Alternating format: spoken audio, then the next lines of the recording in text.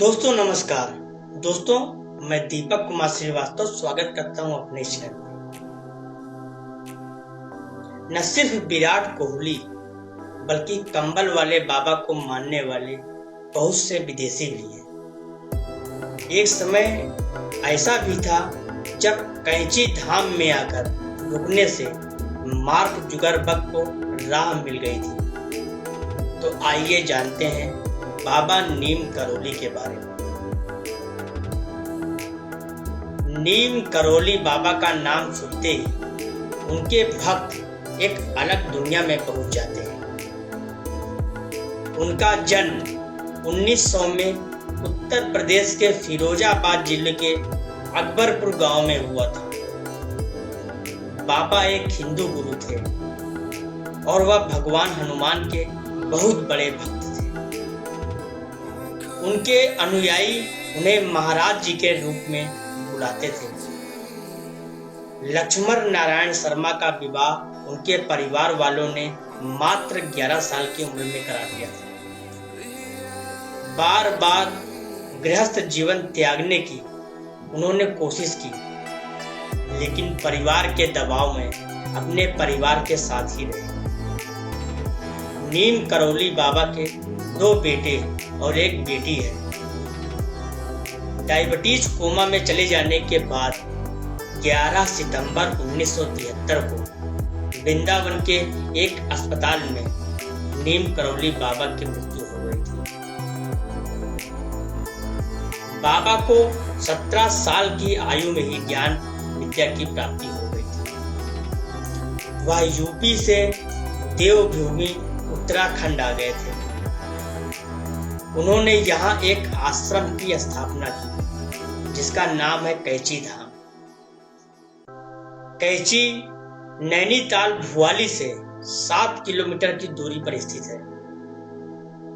बाबा नीम करौली ने इस आश्रम की स्थापना 1964 में की थी। बाबा नीम करौली 1961 में पहली बार यहाँ आए और उन्होंने अपने पुराने मित्र पूर्णानंद जी के साथ मिलकर यहाँ आश्रम बनाने का विचार किया। इस धाम को कैंची मंदिर, नीम करौली धाम और नीम करौली आश्रम के नाम से जाना जाता है। यहाँ आपको हर दुकान पर कंबल मिलेगा, क्योंकि बाबा नीम करौली कंबल ही ओढ़कर अक्सर रहते थे।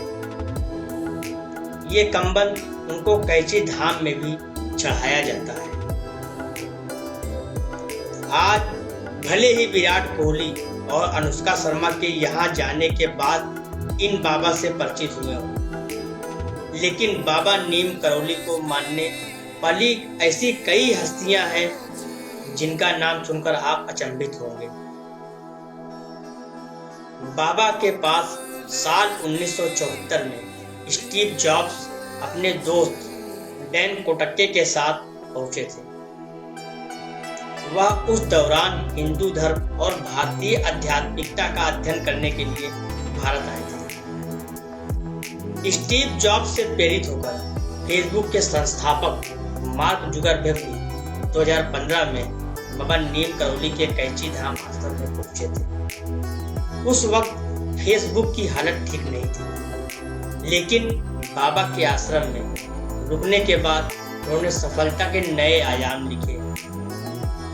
इसके अलावा हॉलीवुड अभिनेत्री जूलिया रॉबर्ट्स भी उनसे प्रभावित है। जब रोक दी थी ट्रेन, बाबा नीम करौली के चमत्कार ने लोगों को उनकी शक्तियों में ही विश्वास करना सिखाया। बाबा की शक्तियों को लोहा खास कर तब लोगों ने माना जब एक बार ट्रेन से यात्रा कर रहे बाबा को टिकट न होने पर टिकट कलेक्टर ने ट्रेन रुकवा कर उन्हें नीचे उतार दिया। इसके बाद जो हुआ उसने सभी को हिला दिया। बाबा को ट्रेन से उतारने के बाद ट्रेन दोबारा चालू नहीं हुई।